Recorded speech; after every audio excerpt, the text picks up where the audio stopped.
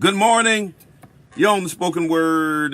Good morning to everybody out there that's watching us stream on Facebook and Periscope, on Twitter, and who's listening to us on WTCC FM or Hope Radio 1.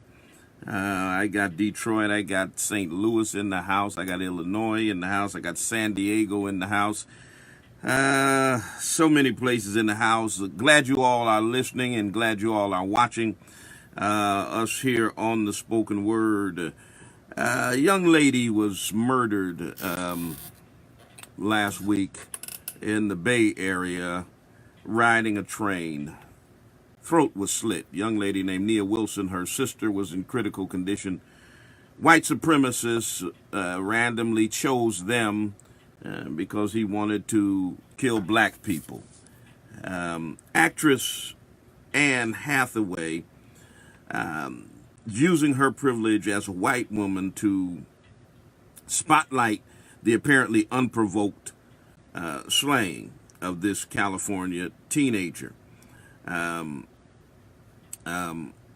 She wrote an impassioned post last Wednesday on Instagram and wrote that the killing of Wilson, who was only 18 years old, was unspeakable and must not be met with silence. And she was not talking about black and brown people who, of course, were going to speak out. She said she's not a hashtag. She was a black woman and was murdered in cold blood by a white man. And she really began to unpack what it means to be a white woman in America.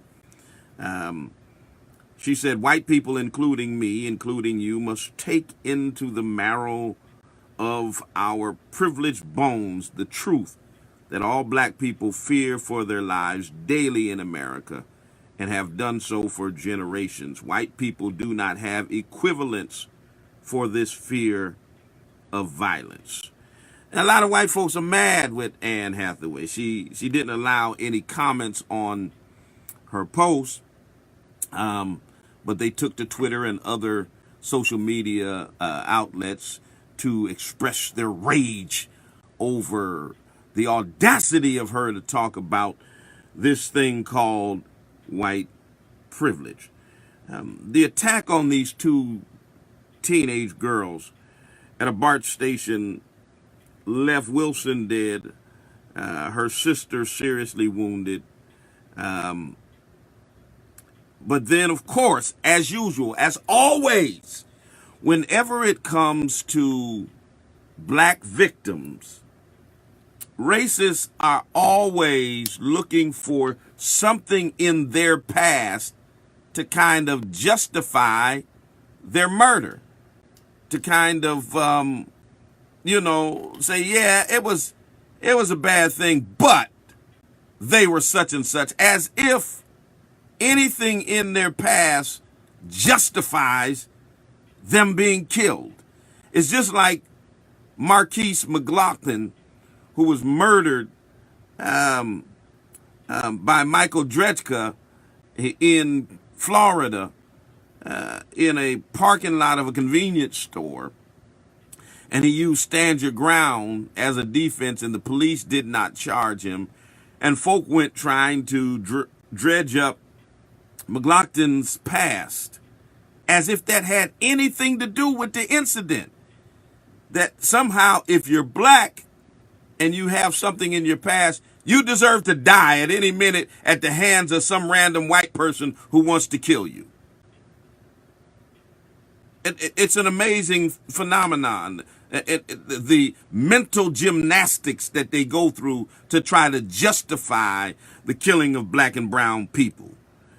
So, of course, they're trying to play this young 18-year-old innocent girl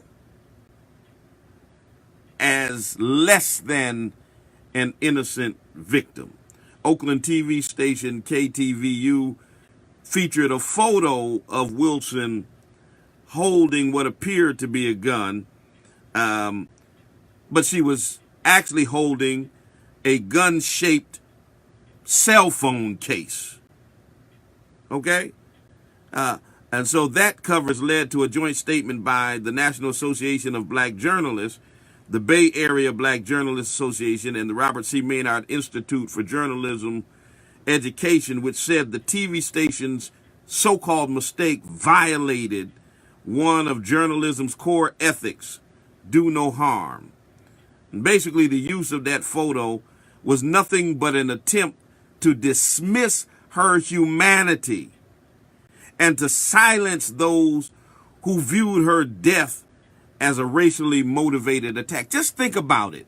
The audacity of this TV station to try to send this message to people that somehow, if it was a gun that she was holding, that she deserved to have her throat slit by a white supremacist for no reason. Think about how evil and wicked you have to be to try to make that correlation. That somehow all black people just deserve to die, and when we get killed, we're going to find something in your past to throw out there in the public to say that you were really less than human anyway. So this whole 3/5 of a human being thing is being realized in 2018. That no matter how wicked the incident, no matter how dastardly the deed that causes harm to black bodies, that somehow black folks still deserve it. And those type of depictions, they basically, they reinforce unconscious bias, particularly among people of color who are overrepresented in stories about crime and violence. I mean, news reports often headline claim from police or other officials that are unsympathetic or dismissive of black victims. They give these flawed narratives that suggest that somehow black victims are somehow to blame for their own deaths. Let me go back to the McLaughlin murder in Florida. He sees his fiance being harassed by this white man. His children are in the car with her while she's being harassed. He walks up, shoves the man to the ground. The man pulls out a gun and shoots him in the chest. They justify this by saying he shouldn't have pushed him. What would you do if some man was harassing your wife, your fiance, your significant other, your children, who you felt was an impending threat on their body and their personhood? What would you do? But somehow the narrative among the racists and the coons, our McLaughlin is to blame for his own murder. Well, had he just stayed in the store, had he just got in the car and drove away, had he not pushed him, had he did this, well, had this racist, I got some choice words, but the Holy Ghost won't let me say them. Had this racist, bigot, white supremacist not harassed this woman in the first place, none of this would have happened. It was not his business who was parked where. He's not a police officer. He doesn't have the right to confront people about where they park, whether it's legal or illegal. He doesn't work in law enforcement. Stop blaming the victim for their own death. It's like had Tamir Rice not been playing with a toy gun in a park where kids play with toys, he never would have wound up getting his 12-year-old self shot and killed. And sick people actually have blamed a 12-year-old for his own murder. Y'all are touched in the head. Seriously. But Anne Hathaway's words attempt to kind of shift the narrative in Nia Wilson's killing. But still, while it's a step toward giving these voices and lives the credence they're due, she's merely one white woman among millions who's actually acknowledging her privilege. And boy, did she tick folk off. After her post went viral, people took to all kinds of other social media outlets to talk about how white privilege is a construed narrative of liberals and of the left, and that Anne Hathaway has white guilt and they're not going to feel guilty for being white. And, the same old narrative, I'm not responsible for what my ancestors did, and I worked hard for what I have. I don't have any privilege. I struggle just like you do. Let me help you here and tell you in the simplest of terms what white privilege is. White privilege does not mean that you will not struggle. It does not mean that you won't have financial difficulties, that you won't face abuse and all of the same things that other people face. But it does mean you won't face it as a result of being white. I mean, that's as simple as I can put it. You'll struggle, but your struggle won't be because you're white. You might be broke, but you ain't broke because you're white. You might be harassed, but not because you're white.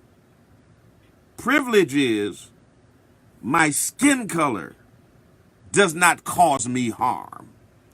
And it provides me some benefits that I would not have if I were not white. In a nutshell, that's what white privilege is. And if you can't admit that, you're being completely disingenuous. Completely. And I know,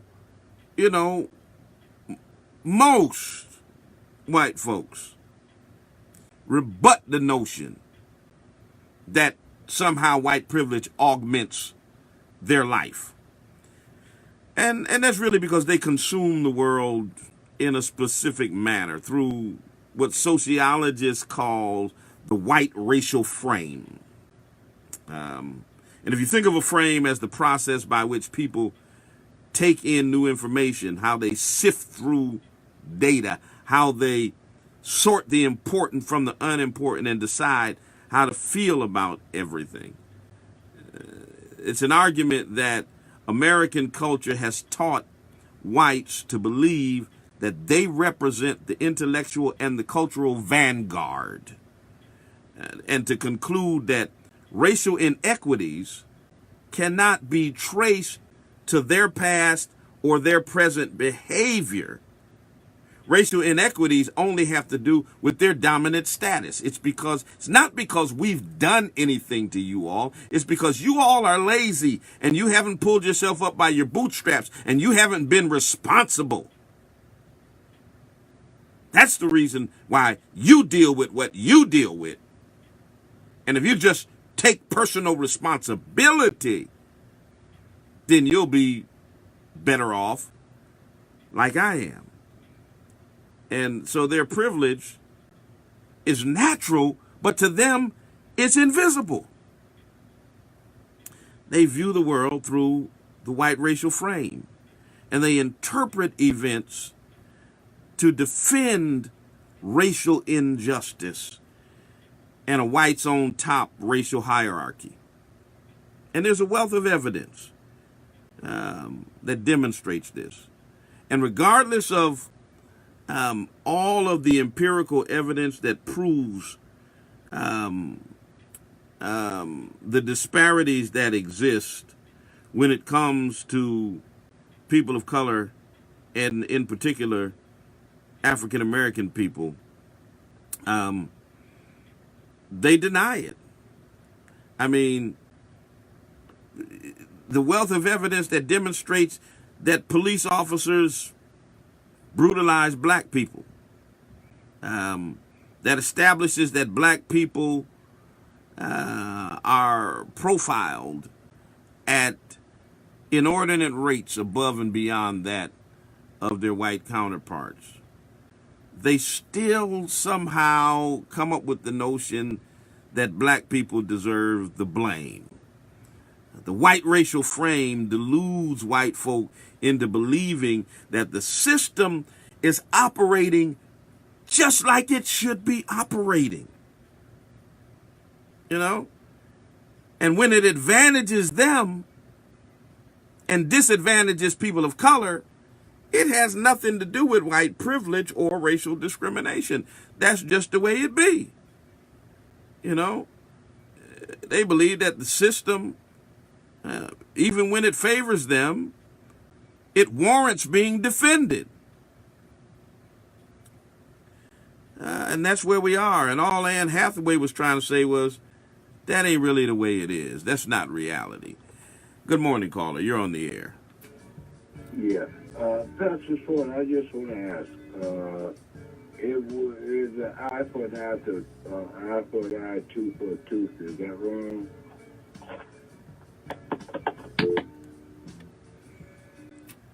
Okay. I'm not sure what you were asking. 413-736-2781. Let me shift over and deal for the last part of the program. The NFL came up with this policy about the anthem that all players who were on the field had to stand for the anthem. That the players could opt to stay in the locker room and come out after the anthem. But if they were on the field, they had to stand. If they didn't stand, teams would be fined. They also gave teams the latitude to come up with their own policies, which could be more stringent than the league's policy. And of course, the Dolphins came up with some crazy policy that caused all of this to be put on hold for a moment. Let me go back and try to add some context to this, because this all started when Colin Kaepernick decided he was not going to stand for the anthem in protest against the extrajudicial murders of black people by law enforcement. He was the first one who started taking a knee. But let me back up. 2 years ago, in June of 2016, when Muhammad Ali died, Donald Trump, who was running for office at that time, tweeted about Muhammad Ali, a truly great champion and a wonderful guy. He'll be missed by all. Now, of course, those of us who saw that hypocritical tweet recalled that just a few months earlier, Trump had tweeted this. He said, Obama said in his speech that Muslims are our sports heroes. What sport is he talking about? And who is Obama talking about? That's what Trump tweeted now.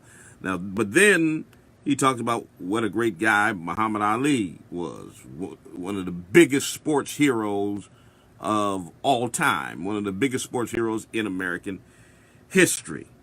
And I don't know, I got my ideas, but maybe it was meant to stand as evidence that Trump is in possession of a mind that is unblessed by coherence or knowledge. Or maybe he knows exactly what he's doing. And this is, how I lean on this side. He knows what he's doing, but he's willing to say absolutely anything that will work in his perceived interest at the moment, and to hell with truth, integrity, honesty, and anything else. His self-interest is the reason for his ugly outbursts. It was his reason for directing his wrath at African-American athletes who knelt on the football field. He is a master at pitting one group against another group. That's his stilo. That's how he got to office. And that's how he feels he'll get back into office. I've got to keep the nation divided. I've got to have the haves against the have-nots, the blacks against the whites, the Muslims against the Christians, that somehow that works for him.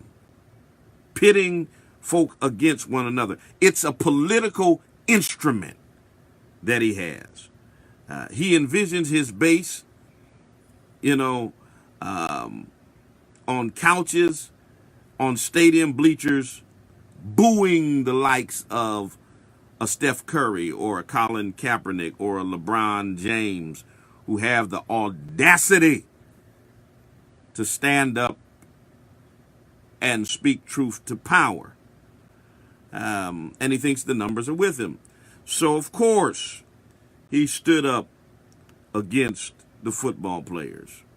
But if you remember half a century ago when Cassius Clay changed his name to Muhammad Ali, and when he later refused the call of the military during the war in Vietnam, he was not universally cheered then. He was a pariah then, just like Colin Kaepernick is now.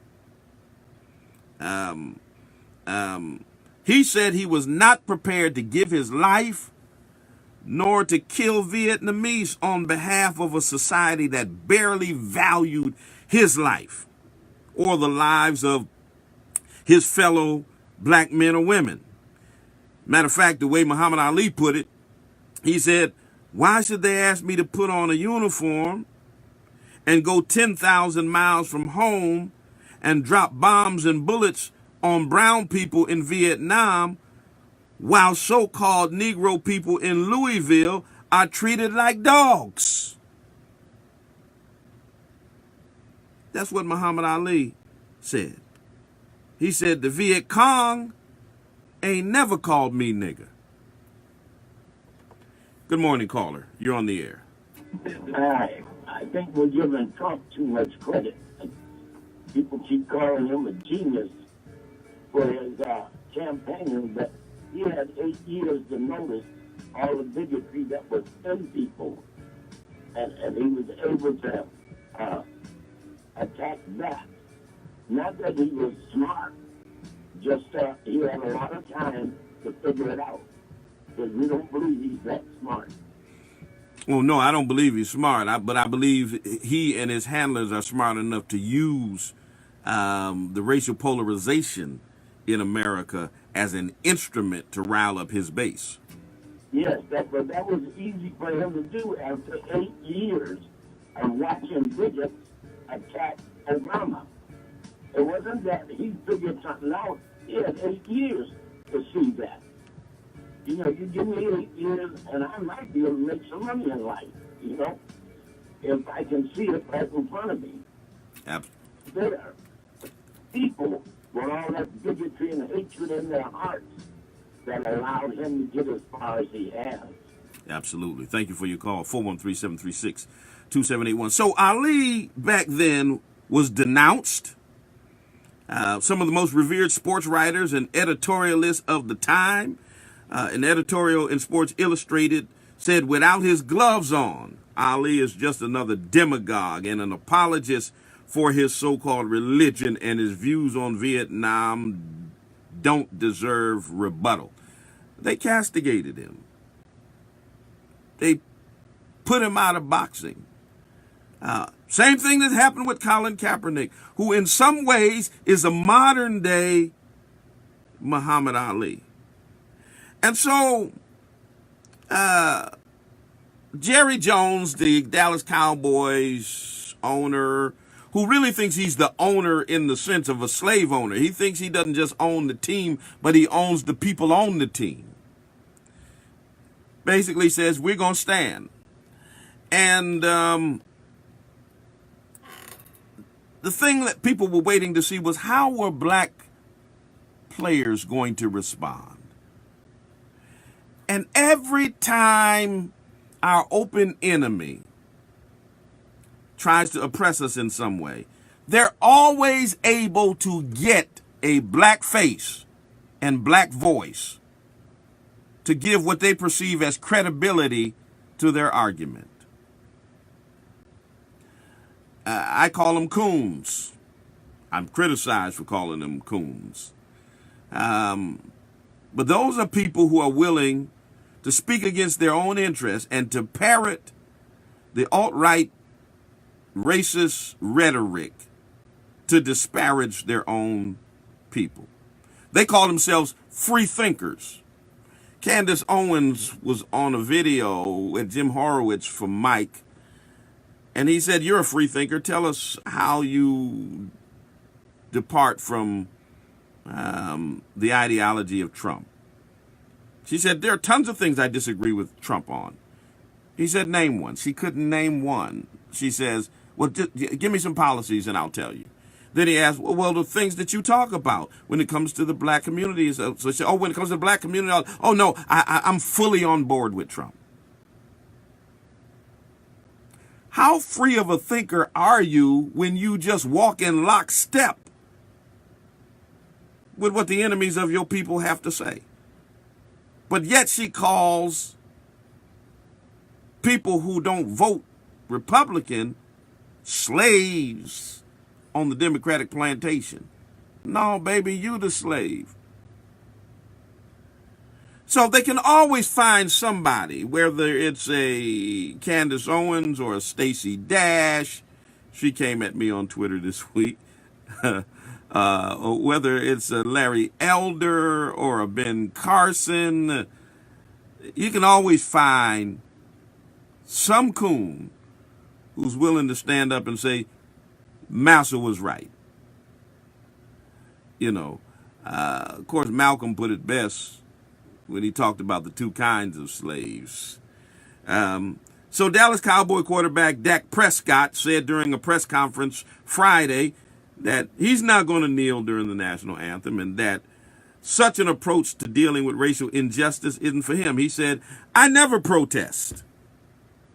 Like, that's something to be proud of. I never protest during the anthem. I don't think that's the time or the venue.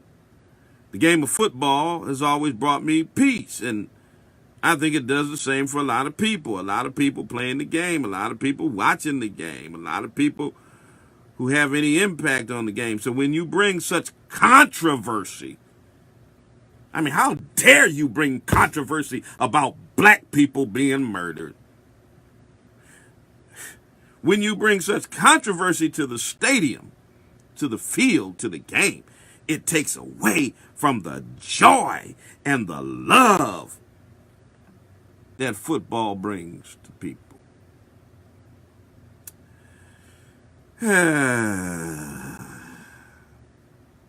Come on, Dak.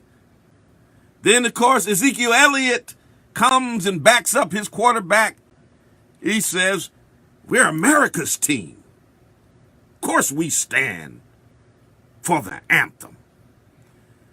And here's the thing.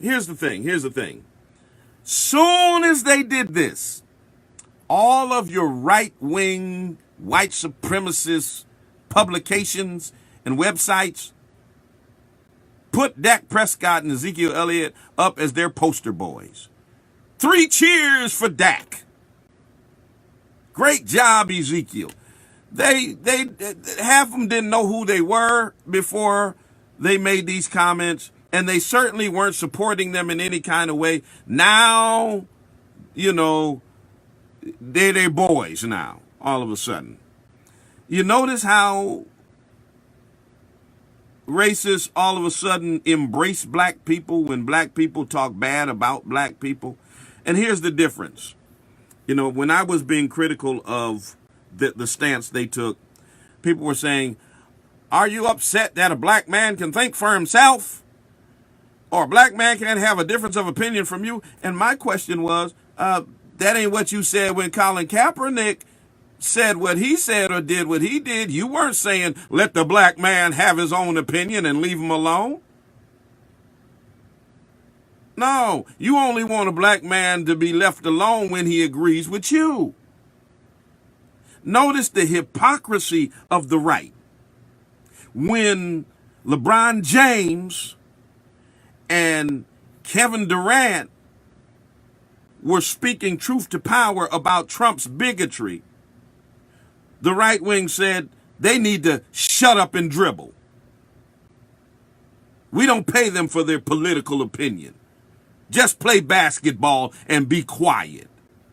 But all of a sudden, when Dak Prescott and Ezekiel Elliott agree with Trump about the national anthem, you embrace their political opinion, and you think they should use their platform to speak their opinion. How hypocritical are you? You know, black people, black sports figures need to just shut up and play ball when they stand up for black people. But you embrace them when they stand up and speak disparagingly about their own people. I mean, Prescott's shoe shuffling, tap dancing, Ezekiel's buck dancing, of course, woke up some conscious players like Philadelphia Eagles Malcolm Jenkins, who said he thinks that Jerry Jones is a bully for silencing the individual voices of his players. But I'm looking for more people like Malcolm Jenkins in the NFL that are going to stand up against this wicked policy and silence the foot-shuffling black folk who are trying to please massa. Good morning. You're on the air. Hey, good morning, Bishop. You know, I wonder, I'm just wondering what the other black football players, there's more than Dak and Ezekiel on the Dallas football team in that locker room. And what are they saying? And what? Well, they've decided that what Dak said was they decided as a team, or what Ezekiel said, they decided as a team that they're going to stand. So there are no opposing voices, at least right now, to date. There are no opposing voices. That now there may be some folk who oppose it in their mind, but they're not speaking to it. So there's nobody on the Dallas team that is willing to speak in opposition to this position. That's a problem. That's a problem for us. That's a problem. And I hope they get dealt with on that football field. I won't be watching NFL, but I will be watching the news to see who's on the stretcher going to the hospital. Yeah, I'm done with the NFL. I won't be watching this season. I'm not even going to play my fantasy football this season. It's nauseating. It's nauseating enough, the policy of the NFL, the position of the owners, but it's even more nauseating when black players stand up and foot shuffle and walk in lockstep with what they have to say and give voice and try to give credibility to this racist policy. Totally agree. Totally agree. Have a good day, sir. Thank you. 413-736-2781. Cowboys owner Jerry Jones has been clear from the beginning that he's against players protesting. He's Donald Trump's boy. He's Donald Trump's buddy. As are many NFL owners who gave millions of dollars to his presidential campaign. It was just shameful that he used his platform as president to blast players who exercise their First Amendment right. As a matter of fact, Jerry Jones had the nerve to say they have no real issue to fight about because they make a lot of money. And somehow There's some white folk who really think that because a black person makes a lot of money, that means they don't face racism. Rich black folk deal with racism in America. I mean, it doesn't matter your socioeconomic status. Good morning, caller. You're on the air. Yeah. Pastor Swan, we can't do nothing about what other people say, but it's up to us to know the difference and go our way. They're stating their point, but it's up to us to like or dislike and accept. Well, I dislike it. And I'm stating my point. Good morning, caller. You're on the air. Caller, you're on the air. 413-736-2781. Good morning, caller. You're on the air. And you made a good point. Yeah, you made a good point. Just this last week or this week, Ben Rain said that he was in his own home. Absolutely right. Held at gunpoint, staring down the barrel of a 9mm with police and police dogs at his house because a neighbor told him that a big black guy broke in his house. And Ving Rhames said now the police chief was there who recognized him, told the officers to stand down. But he said this, which was poignant. He said, what I feared was, what if that was my son who opened the door with a cell phone or a video game handle in his hand, and the police thought it was a gun or something like that. He said that could have turned into something deadly. Yeah. Because, and then when they went to... And he's a Golden Globes award-winning actor who's been in movie after movie after movie, who's a multi-millionaire, but y'all want to say if you're rich, you ain't got to deal with racism. Give me a break. Give me a break. Thank you, sir. Thank you for your call. Yeah, it really doesn't matter what our station in life is, how much money we make, any of that. Many players had decided to kneel in solidarity with Kaepernick. Kaepernick has suffered professionally, just like Muhammad Ali did decades ago. He's essentially been locked out of the NFL for the past 2 seasons. Eric Reed, his former 49ers teammate and his biggest supporter, he struggled to find a roster spot. Matter of fact, he filed a grievance against the Cincinnati Bengals because of questions that they asked about national anthem protests during his visit with the team. Kaepernick's stance has sparked debate about the societal role of the black athlete in sports, especially when it comes to issues of race. Will they use their platform to deal with it? Kaepernick took a stance not to stand. First he sat, then he knelt. And now he's paying the price for it. His words were, I'm not going to stand up to show pride in a flag for a country that oppresses black people and people of color. Yeah.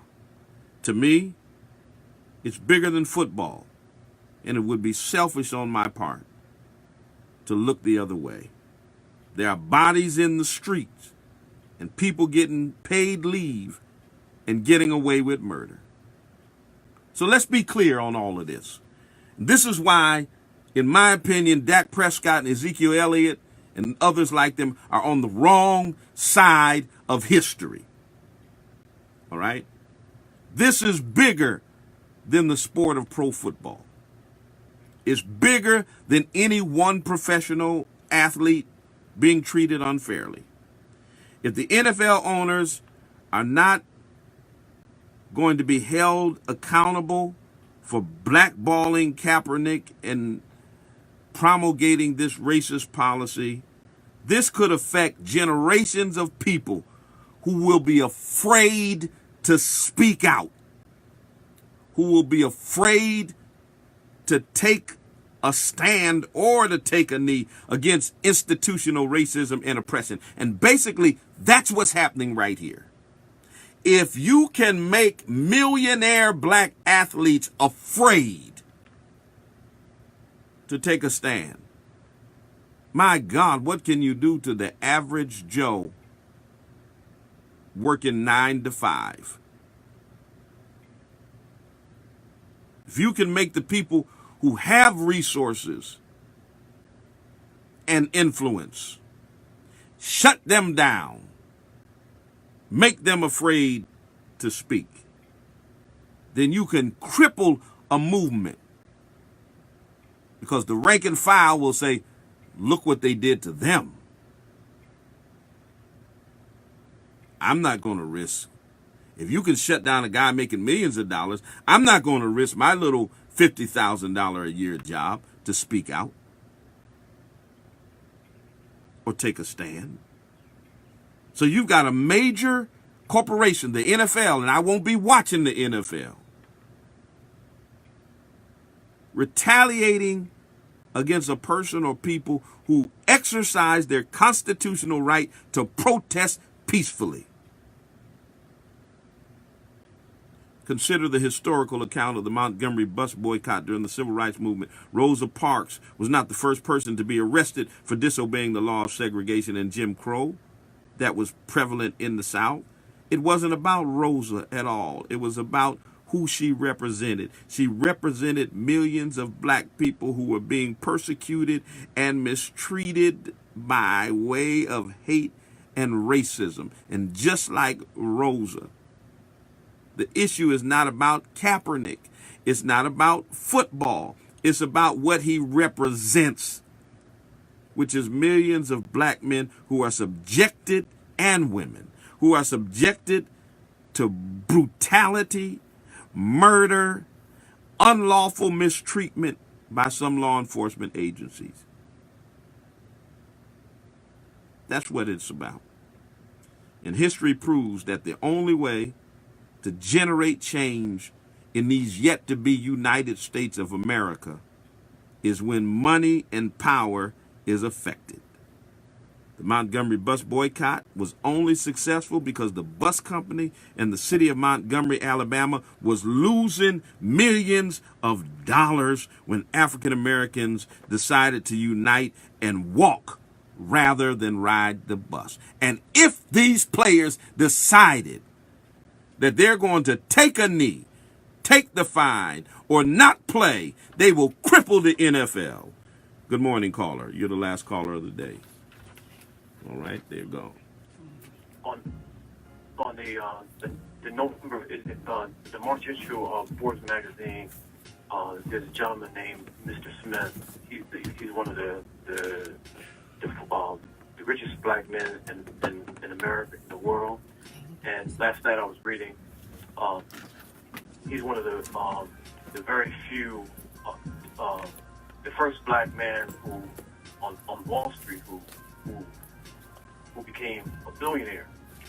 And so in that article, he said that racism prevented him from reaching his goal much sooner.